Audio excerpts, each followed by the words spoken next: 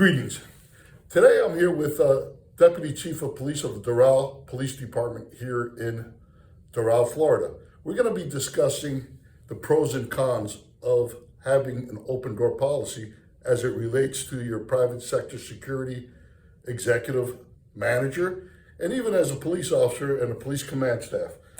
Manny Arbola, why don't you give a little bit of background about yourself, about our relationship, and then we could get into the pros and cons of that open door policy, specifically for the chief of OPAC in Bimini. Greetings. So, as Dr. Davila just stated, a little bit of a background on us, and I think it's only fitting to tell you that we both have almost 40 years in the business, and so we went to the same police academy almost 40 years ago. It seems incredible, but that's been a long time, and that can mean a lot of different things. We explain that sometimes, and I'm sure you also explain it somehow in your field, that you can either have 40 years or 30 some odd years, or you can have 1 year repeated 35 times, right? And there's a clear difference between truly learning throughout your experience or just repeating the same thing over and over again. What Dr. Davila and I tend to do is we tend to continually change and evolve with times. So when I'm asked today to speak about the experience of an open door policy, it's going to be very different than maybe my opinion 10 years ago or 20 years ago. I believe that so in those 30 some odd years, what have I done? Well, I've been everything from an officer for many years, street level narcotics type of work, all the way through to becoming a sergeant later on, and being a supervisor, a first line supervisor for several years, moving on through the ranks of captain, commander, major, and most recently as the deputy chief of a regular, pretty relatively large agency, almost 200 officers here in Miami-Dade County. So my experience throughout those years has been very varied. Sometimes maybe my answer would have been that an open door policy is absolutely necessary, and it can be, and it serves a purpose. But I believe it's very unique to each setting as to how open of a policy there is and how to manage that. It is not only up to the administrator, the executive, to administer that, but it's also very important that the middle managers and the supervisors understand what the culture needs to be and why, right? So that in kind of administering that open door policy, there has to be buy-in, not only from the executive, but those who are instructed to carry out those instructions. It does serve a purpose. There is some benefit, and depending on the setting, if there's other ways where the administrator, the executive, can have contact with the ground troops, it's sometimes better to just let the executive be the one who initiates that contact, and not have a policy where officers can just walk in at their leisure, and they kind of it starts to become where the tail is wagging the dog. It needs to be that it's very deliberate, and obviously very, very necessary that the executive be in touch with the ground troops. And I believe that's very, very important. But how that's done and where and when is very unique to each setting. There's no way that we can hold a video here and just tell you these are the only ways to do it, because as you well know, every situation is different. And I've been in now, this is my 4th police department. In every one of those settings, the needs have been different. And even within those agencies, as administrations have changed, the needs have also changed. And so it depends on the current culture of the agency. It depends on the personnel at the bottom. It depends on who you have over you, who you report to as well.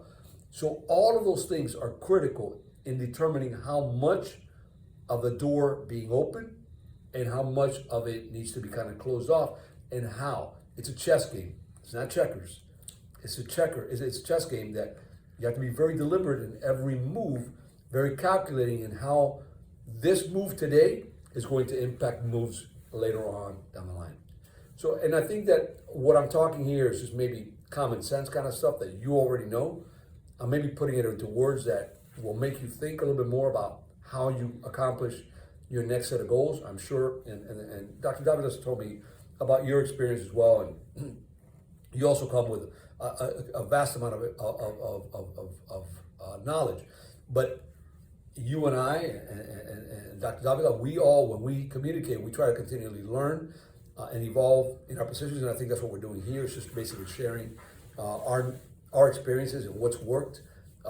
Landing here in this agency, we've had to kind of curb a little bit the open door policy. It used to be that this hallway, where next to where we are right now, which was a direct line to the chief's office, was just open, and anybody just could come in, and it was a big old party, and people would make coffee down the hall, and it was noisy, and so curbing that and making this a little bit more not as accessible, right, on a daily basis. Professional.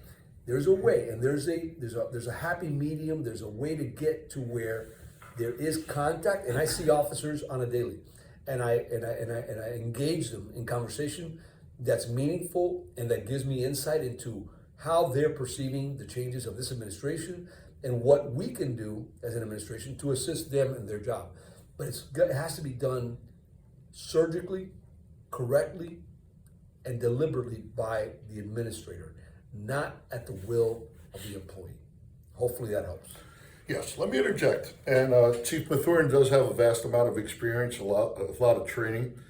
And as Deputy Chief Arabola was discussing, in this setting, in the setting of OPAC at Bimini, it's a hospitality management type of security industry or security setting that you deal not only with your employees, but with the tourists. So getting back to the point, if you have an open door policy, it's going to be abused if it doesn't go down the chain of command, what that policy is, and back up the chain of command. Having said that, and I mentioned it to you previously, that based on my opinion, after observing and being involved with OPAC and the security staff there, the only time, and I don't want to say the only time, but the majority of the times where you should welcome an open door policy is for personal issues that that particular security officer might have. Issues of pregnancy, where they might not want to have their supervisor, their direct supervisor, know. Issues with alcohol, drug abuse, or a very serious personal issue that they don't want that to be known upon their coworkers and their immediate supervisors. Now, how do we communicate that down the chain of command? That's going to be discussed in our next short video that involves effective utilization of the chain of command, your middle managers, your supervisors. That's where that happy medium comes in. That's where they filter what needs to go up and what needs to stay at their level. So it's a very complex situation. It's a dynamic, as Deputy Chief Arabola discussed. Mathurin, I hope, do you want to recap on anything on that before I close? No, I think that's appropriate. I mean, the idea of what specific things are you going to allow the open door policy, and how that is communicated to the employee, to where it doesn't have to be an uncomfortable conversation at any point about, hey, I'm not available, where they would know, right? Creating the culture. The key is a culture of what is allowed and what isn't, without even having to talk about it. That's when you really find, I think, the magic key is when you don't even have to explain it, when it's understood that that's not appropriate to simply approach your office at your will to, for example, discuss a concern that they may have with a first-line supervisor, or another employee, with another employee, or anything like that, or to simply just try to gain favor with the executive so that they get better assignments or whatever it is.